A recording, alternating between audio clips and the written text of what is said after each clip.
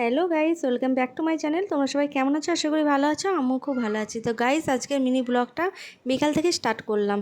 তো দুপুরবেলা খাওয়া দাওয়া করার পর আমরা তিন মায়ে ছায়ে শুয়েছিলাম। তো ঘুম থেকে উঠে আমাদের চারজনেরই খিদে পেয়ে গেছে।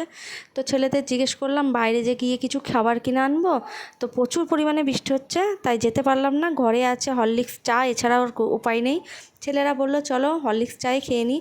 তো এক ছেলের অর্ডার হলো হরলিক্স, দুই ছেলে অর্ডার হলো হরলিক্স খাবে, এক ছেলে অর্ডার হলো কমপ্ল্যান খাবে।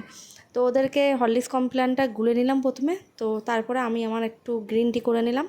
তো আমিও একটু গ্রিন টি খেয়ে নেবো, খিদেও পেয়েছে। তো গ্রিন টিটা আমার প্রায় হয়ে গিয়েছে। তো চলো ছেঁকে নিই। তো গাইস, ছাংটাটা দেখে কেউ আবার কিছু মনে করো না জানো, কারণ হচ্ছে কালকে যখন আমি ধুতে গিয়েছিলাম ছাংটাটা একটু বাড়ি লেগে ফেটে গেছে। গরম গরমে তাপ ছিল, তো যাই হোক কিছু একটা সমস্যা হলো। তো বাইরে বেরোতে পারছি না, একটা ছাংটা কিনতে হবে, হ্যান্ডেলটা ভেঙে গেছে। তো তারপর আমি বিস্কুট নিতে গিয়ে দেখছি মেরি বিস্কুট নেই কোটোয়। তো বিস্কুটটা ঢেলে নিলাম, আর আমার ছেলেরাই মিনি বিস্কুটটা খেতে বেশি ভালোবাসে।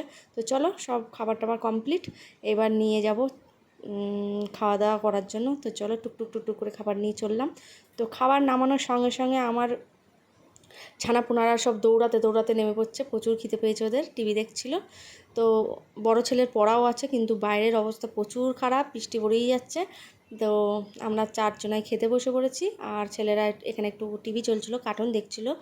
তো সবাইকে বিস্কুট দিলাম দু একটা করে ভাগাভাগি করে, কিন্তু বুকানকে দু একটা দিলে মুকানের মন পোষায় না, ওকে পুরো কোটোটা নামিয়ে দিতে হবে। দেখো দিইনি বলে লাফাচ্ছে, দেখেছো? ওকে কোটোটা দিতেই হবে।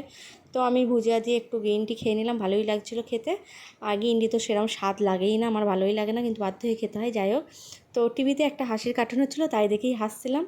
তো তারপরে ও লাফালাফি শুরু করেছে বলে ওকে চলো কোটোটাই দিয়ে দিলাম। তো চলো চা খেতে খেতে তোমাদেরকে দেখাই বাইরের অবস্থাটা। বাইরে এত পরিমাণে বৃষ্টি হচ্ছে, আমার ছেলের পড়া আছে, কী করে যাবে জানি না, বড় ছেলে। তো আমি বললাম তাড়াতাড়ি করে খেয়ে রেডি হ, দেখা যাক। তো এই দেখো দেখাচ্ছি তোমাদের বাইরে কি পরিমাণ বৃষ্টিটা হচ্ছে, সে মানে ধারণার বাইরে টিপ টিপ টিপ টিপ করে হতেই আছে। আর নিজেদের বাড়িঘর নিজেরাই চিনতে পারছি না। তো চলো, দুপুরে কিছু বাসন ছিল আর চায়ের বাসন সব মিলিয়ে একদম বেসিন ভরে গেছে। তো বাসন কটা মেজে নিই, আর এদিকে আমি বাসন মাজছি। আর এদিকে বুকান আর আমার বড় ছেলে এসেছে। বড় ছেলে আবার ভুজিয়া খাবে, আর বুকান এসে দুষ্টুমি শুরু করেছে। বড় ছেলে পাশ দিয়ে এসে দেখো বাটি চামচ নেবে, যেহেতু আমি ভুজিয়া খেয়েছি ও সেটাই মাথায় রেখে দিয়েছে, আমিও দুটো ভুজিয়া খাবো। তো আমি বললাম ঠিক আছে চল ভুজিয়া টুজিয়া খেয়ে নেগা, দিয়ে রেডি হয়ে নেগা, যদি একটু কম পড়ে ছাতা নিয়ে চলে যাবি। আর এদিকে বুকান দেখো কেমন দুষ্টুমি করবে, একটু বাসন ফেনা মানাগুলো হাত দিয়ে একদম আমার গায়ে দেওয়ার চেষ্টা করছিলো। আমি বলেছি হাত দিলেই মারবো, সেই কারণে সাইডে দাঁড়িয়ে থাকবে। এত দুষ্টু হয়েছে না, আর বলার না। তো আমি আগে দেখলাম বাসন ধোয়ার আগে আগের হাতটা ধোয়াই, নাহলে আমার গায়ে দিয়ে দিতে পারে, কোনো গ্যারেন্টি নেই। তোর হাতটা আমি ধুয়ে টুয়ে দিলাম, তারপরে ও বুঝতে পারিনি এখানে ভিডিও হচ্ছে। তো ভিডিওটা করার পর উকি মেরে দেখছে, তো ওকে সাইড করে দিলাম। তো তারপরে আবার সমস্ত বাসন মেজে নিলাম। আর এই দেখো আমার এত বড় ছেলের বোধ ভাসছি, এখান থেকে চালিয়ে নামছে, স্লিপ হয়েছে, আমি বললাম পড়ে যাবে, দেখো পড়েছে, দেখেছো?